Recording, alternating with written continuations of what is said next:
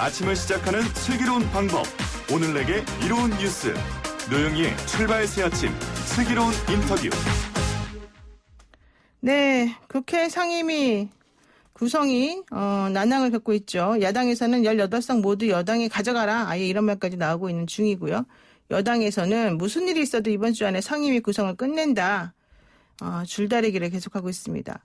여야 모두 놓지 않으려고 했던 이것만은 내가 꼭 가져야 되겠다라고 했던 법사위.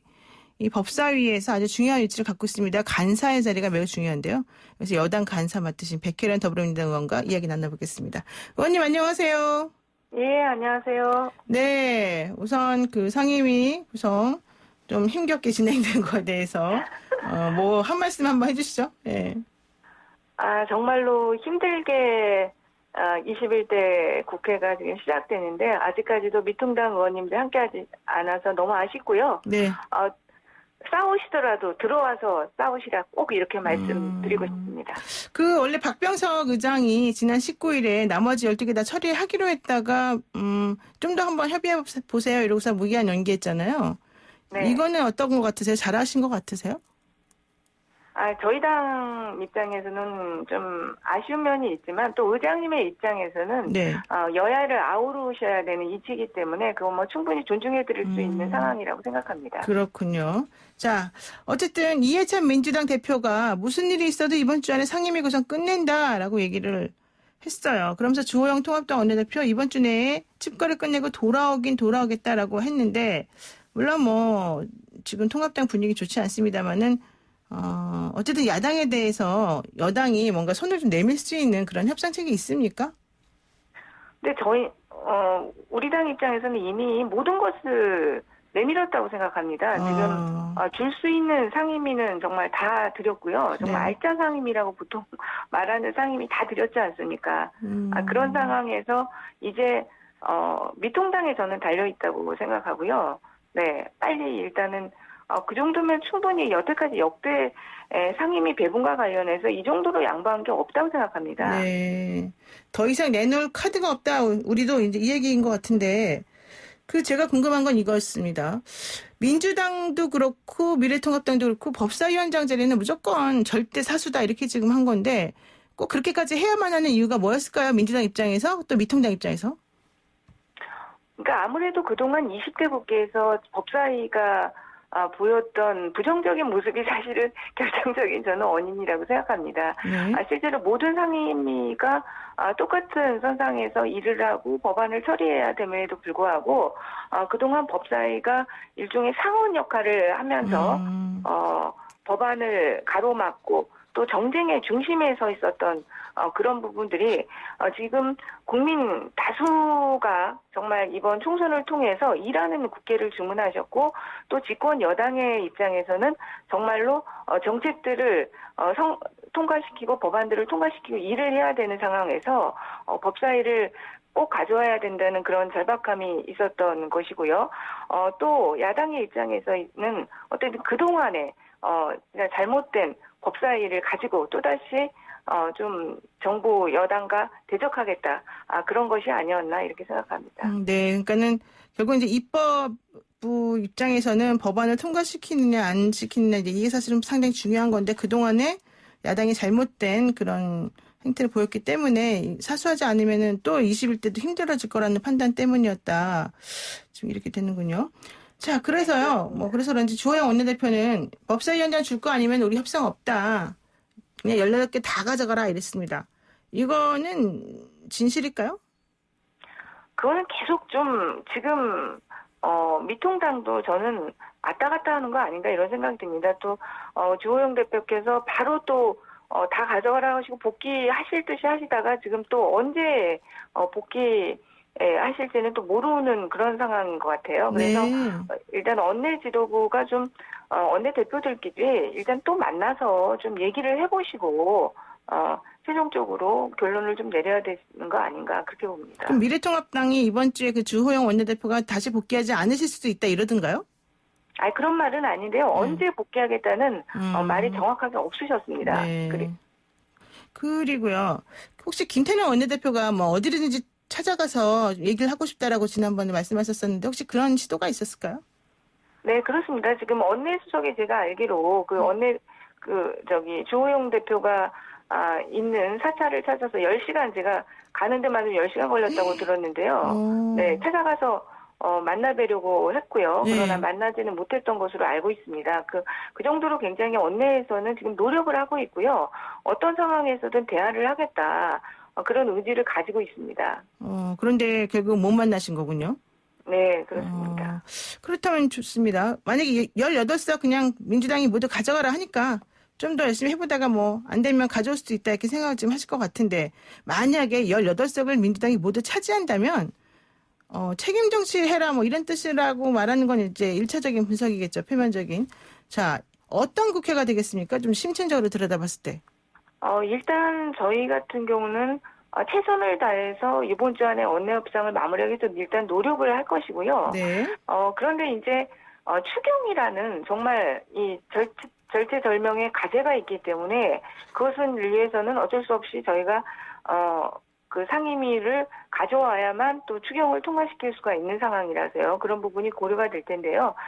사실 모든 상임위원장을 우리 더불어민주당이 가져온다고 해서 저는 특별한 성향이 바뀌지는 않을 것이라고 생각합니다. 예. 그동안 어쨌든 국회의원들은 모두가 헌법기관인 것이고요. 상임위 자체에서 활동들을 할 수 있는 것이기 때문에 상임위원장은 단지 회의를 원만하게 진행하고 끌어가는 일종의 역할인 것이거든요. 그러니까 그것이 물론 우리 당에서 모든 상임위원장을 맡게 된다면 훨씬 당정청 간에 더 신속하게 일을 할 수 있는 그런 부분들은 되겠지만 국회의 본질적인 모습이 바뀐다든지 정말 일방적으로 국회를 끌어가는 그런 모습으로 된다든지 그런 것은 아니라고 생각합니다. 네. 지금 주호영 대표나 뭐 미래통합당 입장에서는 18개를 니네가 다 가져가라. 대신에 책임 정치해봐라. 우리가 끝까지 철저히 한번 싸워보겠다. 이런 취지로 말씀하신 것 같은데 그렇게 되면은 상임위원장 자리를 가져갔다 하더라도 사실은 많이 힘들어질 수도 있을 것 같은데 책임 정치 자신 있으십니까? 지금 국민께서 이번 총선에서 확실한 어떻게 보면 선택을 해주신 거기 때문에 그거에 대한 책임은 당연히 집권여당으로서 져야 된다고 생각합니다. 이거는 뭐 의무, 당위 이렇게 보는군요. 자, 그리고요. 지금 이런 얘기도 나와요. 12개 상임위원장 나머지 남아있는 거. 일단 민주당이 먼저 가져갔다가 3차 추경 먼저 처리하고 이게 급하니까. 그리고 나서 야당 몫을 다시 선출해서 돌려주자. 뭐 이런 얘기도 지금 검토되고 있다는 중이라는데 맞습니까? 원내에서 하나의 안으로 검토는 충분히 할 수 있는 것이라고 생각을 하고요. 일단 그러니까 무엇보다도 이 추경이 대통령께서도 말씀하셨지만 지금 6월 국회에서 반드시 처리해달라는 부탁을 하지 않았습니까? 그렇죠. 근데 대통령의 부탁을 떠나서 지금 진짜 어떤 대한민국의 존립의 위기가 올 수도 있는 상황입니다. 이 코로나로 인해서 진짜 경제적인 타격이 갈수록 커지고 하루하루가 급한 국민들이 너무나 많거든요. 네. 그래서 추경은 어떻게라도 통과를 저희가 시켜야 되는 입장이기 때문에 그런 부분들을 충분히 고민할 수 있다고 생각합니다. 근데 그렇다면은 대통령 얘기도 아까 하셨습니다만 결과적으로는 이달 안에 3차 추경안 통과가 미래통합당이 협조를 안 하든 되겠군요.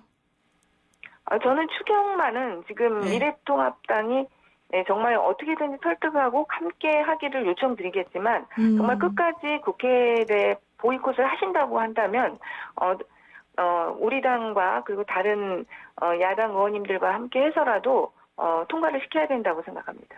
그렇군요. 좋습니다. 자, 이제 정치 현안들로 좀 넘어가 보겠습니다.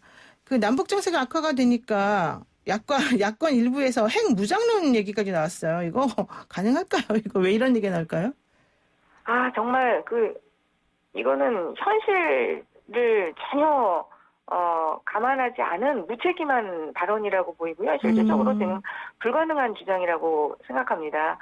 핵무장을 당장 우리의 우방이라고 하는 미국만 해도 용인하겠습니까? 네. 이건 바로 무역 제재와 한미 동맹 균열을 가져오는 파기까지도 가져올 수 있는 현실적인 문제라고 생각을 하는데 이거는 정말 어려운 부분이죠. 그리고 국제사회 고립을 바로 초래하는 부분이고요. 그러니까 이거는 그 국제 정세를 전혀 모르고 하시는 말씀이고 국익에도 전혀 도움이 되지 않는 주장이라고 생각합니다. 그러면은 백 의원님께서는 이 남북 관련된 상황은 어떻게 해결해야 된다고 보세요? 정말 사실은 이 부분이 우리나라에서 할 수 있는 부분이 굉장히 한정적인 네. 부분이기 때문에 어려운 부분이라고 보이는데요. 어쨌든 간에 지금 북한의 그런 강경한 대책에 대해서는 저희도 어느 정도 대응을 할 수밖에 없고요. 그러나 국제사회에서 계속적으로 북한과의 관계를 풀기 위해서 또 여러 가지 노력들을 할 수밖에 없는 상황이 아닌가 그렇게 생각합니다.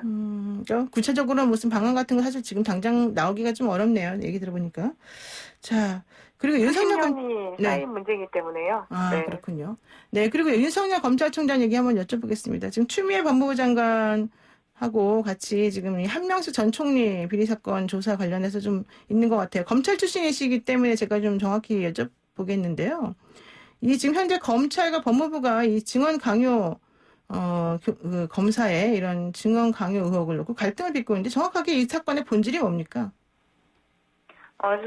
저는 이게 그동안의 검찰의 잘못된 수사 관행에 대한 직접적인 문제 제기가 된 사건이라고 생각합니다. 그래서 그 부분에 대해서 그동안의 검찰의 잘못된 인권 침해적인 수사 방식과 그런 것들의 전면적인 재검토가 필요한 시점이라고 생각하고요.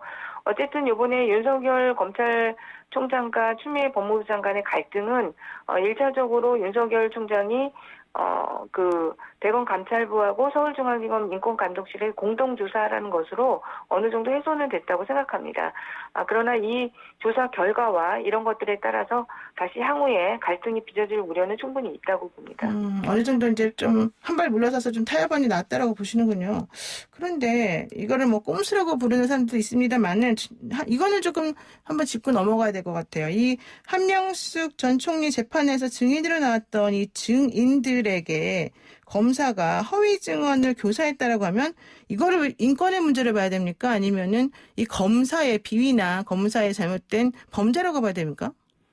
직접적으로 강요를 했다고 한다면요. 그거는 이제 검사의 비위가 되겠죠, 당연히. 네. 그러나 그것이 아니라 70번이나 이게 70번 이상을 부르지 않았습니까? 네. 그런 과정, 그것을 이용한 사실 70번이나 부른다고 한다면 그 과정에서 어떤 일이 일어날지 모르는 거예요. 그리고 정말로 저도 검사로서 수사를 해봤지만 여러 번 부르게 되면 인간적인 관계가 또 형성이 됩니다. 네. 그래서 그것으로 인한 여러 가지 또 파생될 수 있는 부분들이 있기 때문에 그런 수사 단순히 강요의 문제가 아니라 그것에서 비롯된 문제라고 한다면 수사 관행과 인권 침해적인 수사 방식에 대한 문제가 되겠지만 직접적으로 정말 허위 증언을 강요했다고 한다면 그것은 검사의 직권남용이고요. 형사적으로 당연히 처벌받아야 될 사건이 되는 거죠. 그러면 현 상황에서는 두 쪽 다 해서 이렇게 처리하는 게 맞다는 건가요? 아니면은 둘 중에 하나를 골라야 된다면 어느 쪽에다가 배당하는 게 맞아요, 원래는? 아니, 그것은 이제 수사를 일단 지금 조사가 들어갔으니까요. 조사 결과에 따라서 결정되는 문제죠. 그러니까 조사를 하기 위해 해봐야지 조사 결과가 나오잖아요. 그러니까 조사 네. 자체를 어디서 해요, 그럼 처음에? 지금은 이제 이미 대검 감찰부와 인권감독실에서 하는 걸로 됐기 때문에요. 저는 공동조사하는 것도 나쁘지는 않다고 생각합니다. 더 주안점이 이쪽은 어떻게 보면 대검 감찰부는 검사의 그 직권남용에 좀 포커스가 맞춰질 가능성이 있고요. 서울중앙지검 인권지검은 인권 침해 여부에 맞춰질 수가 있는데 그 결과를 서로 조율하고 서로 그런 과정에서 더 명확한 실체적 진실이 가려질 수 있는 부분도 있기 때문에요. 네. 양쪽 기관에서 충분하게 공동조사를 하는 것이 괜찮다고 보입니다. 그렇게 보시는군요. 하나만 여쭙고 끝내겠습니다. 윤석열 검찰총장 자진 사퇴 논란이 여권에서 일각에서 나왔는데요. 이건 어떻게 보세요? 일단은 그 자진 사퇴 주장이요. 청와대나 당의 어떤 공식 입장은 아니고 개인 의견이라는 말씀은 드리고요. 지금 실제로 그 윤석열 총장이 결단할 문제고요. 저는 윤석열 총장이 지금 그 어떤 여권과의 갈등, 추미애 법무부 장관의 갈등 이런 것들이 사실은 중요한 것이 아니라 오히려 지금 윤석열 총장으로 볼 때 저는 지금 검언 유착 사건 이것이 정말 윤석열 총장에게는 큰 아킬레스건이 될 수 있다고 보입니다. 지금 벌써 검찰 내부에서 네. 전문수사 자문단을 둘러싸고 갈등, 그리고 수사팀과의 대검과의 갈등설이 지금 계속 나오고 있지 않습니까? 네. 이것은 윤석열 검찰총장 개인에게 직접적으로 관련된 측근과 관련된 사건이기 때문에 이 사건의 초래 구조를 놔두고 그동안 윤석열 검찰총장이 보여왔던 모습에 정면으로 배치되는 그런 상황이 될 수 있기 때문에 이것이 오히려 윤석열 검찰총장의 진퇴와 여러 가지 관련될 수 있는 사건이 될 수 있지 않을까 이런 생각이 듭니다. 그렇군요. 오히려 발목을 잡을 수 있는 아킬레스건이 될 것이다.